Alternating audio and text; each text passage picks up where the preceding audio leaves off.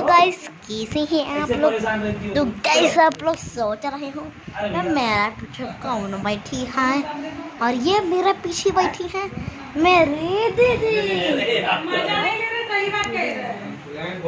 और ये क्या बोलता, और ये मुझसे बचपन में बोलती थी कि नाक तोड़ दूंगी। ये मुझसे बोलता था कि ये मेरी नाक तोड़ देगा। मेरा चैनल गाइस मेरा चैनल सॉरी इनको मैंने बीच में घुस नहीं दिया क्योंकि बड़ी है।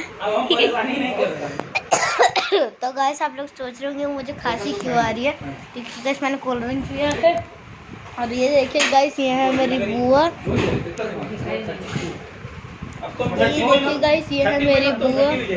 तो ये देखिए गाइस ये है मेरी बुआ। तो चलिए ठीक है, बाय गाइस। आपने खाना खाया गाइस बाय बाय। इन नेक्स्ट ना तो जो भी है चलो भी चलिए बाय।